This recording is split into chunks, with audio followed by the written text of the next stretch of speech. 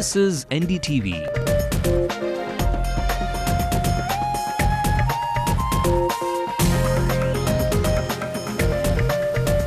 And you're watching Ndtv-Hindu.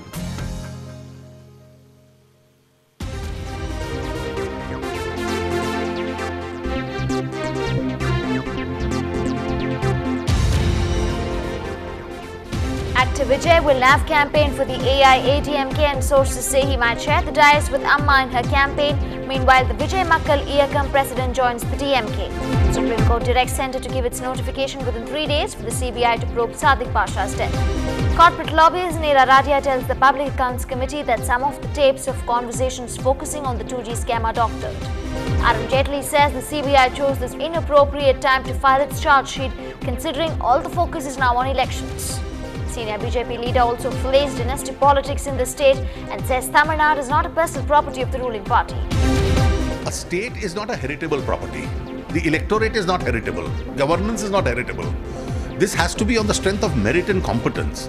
Will the Kingmaker's siege bring Stalin the luck of 1,000 lights? He is up against AIADMK's heavyweight Saithai Thuresam. Chennai boy R. Ashwin, now a proud star of the World Cup winning team, gets a grand homecoming. Very important that we won the World Cup for Sachin Tendulkar. A very good evening. You're watching the news on Headlines Now with me, Divya. Here are the news making national headlines. Tremors felt across North India as an earthquake measuring 6.0 on the Richter scale hits Indo-Nepal border. Sachin indicates he's not quitting ODIs just yet. The Master Blaster tells NDTV he wants to enjoy the World Cup for now. Dhoni is the best captain I've played under, says Sachin, and he wants Gary Kirsten to stay as coach.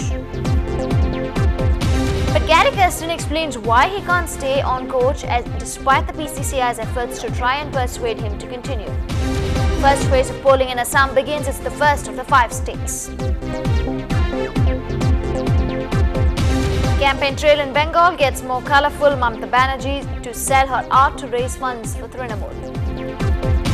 US President Barack Obama launches his bid for re-election with a video on his personal website. Well, the latest star to join the opposition's bandwagon is actor Vijay, who will now be seen campaigning for the AIADMK. Meanwhile, Vijay's outfit, the Vijay Makkal Iyakam's president, has hopped on to the ruling DMK now. Vijay's outfit had pledged to support the AIADMK, and now it is official that the actor too will step onto a campaign vehicle for Jayalalitha. Sources in fact tell us that the actor will share the dais with Jayalalitha and other political bigwigs in the AIADMK's bastion, Coimbatore, in the party's massive campaign on Wednesday.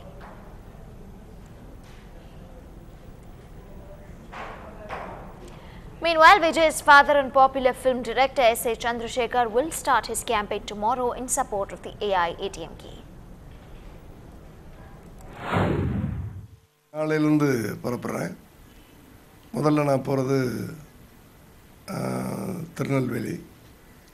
அங்கேருந்து அப்படியே நாகர்கோவில், குளச்சல் எல்லாம் போயிட்டு அதுக்கப்புறம் இங்கே சென்னையில் ஒரு 3-4 இடத்துல, அதுக்கப்புறம் ஸ்ரீபெரும்புதூர் ஃபுல்லாக கவர் பண்ணுறேன். இந்த 11ஆம் தேதி காலையில் ஒரு 12 மணி வரைக்கும் பிளான் பண்ணி வச்சுருக்கேன். And for more details on this, our senior correspondent Peer Mohammed now joins us live from our newsroom. Well, Peer, an interesting turn of events here today. Well, the actor himself has pledged to be campaigning for the AIADMK, but his outfit's president has now hopped sides. Yes, Divya. In fact, it is not the political outfit's president, the fan club president, Jay Seelan, who is now removed from Vijay's fan club president position because he has expressed his loyalty to the DMK, but he was not able to garner the support of most of the Vijay fans because most of the Vijay fans are with Vijay Makkal Iyakam, the political outfit floated, and of which the honorary president is is Vijay's father and director S.A. Chandrasekhar, while S.A. Chandrasekhar will be campaigning for the AIADMK-led alliance starting Wednesday in Tirunelveli, and he will be campaigning until 11th of this month. And actor Vijay is expected to join him at least in 2 points, one in Coimbatore and one in Tirunelveli during the course of the campaign. That is what sources very close to Vijay are telling us now. And it has come in the wake of the DMK's attempts to take Jayasheelan to their side, because the DMK's plan seems to be to take Jayasheelan along with at least a section of Vijay's supporters to their side, because Vijay's big fan following. He is one of the leading heroes in Kollywood, and his huge fan following supporting the AIADMK will have an incremental effect on the young electorate which is going to the polls on April 13. No, also one of the main poll planks of the main opposition AIADMK is the film industry. How the Tamil film industry was almost taken over by the DMK's first family. That is one of the main poll planks.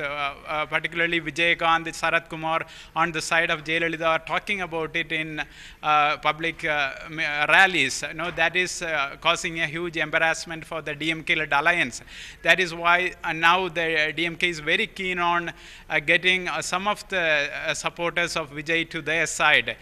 In the wake of that only, Vijay's father is starting his campaign little earlier than what he had planned already. So Vijay also is likely to join him at least at 2 points during the course of the campaign. Divya? Right, Peer. Thanks very much indeed for joining us with those details there. And a little correction, that's of course Vijay's fan club president who has switched sides now. Thanks very much indeed for joining us.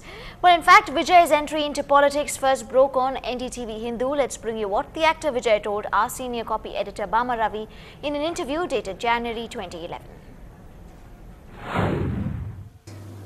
நான் ஒரு நடிகன் ஆகணும்னு ஆசைப்பட்டேன். இவ்வளோ பெரிய ஒரு ஸ்டேஜில் மக்கள் என்னை கொண்டாந்து உட்கார வைப்பாங்கன்னு அப்போ நான் எதிர்பார்க்கல. அது காலம் என்னை கொண்டாந்து இந்த இடத்துல உட்கார வச்சுருக்கு. அந்த மாதிரி அதே காலம் என்னை கொண்டு போய் ஒரு இடத்துல உட்கார வைக்கும்.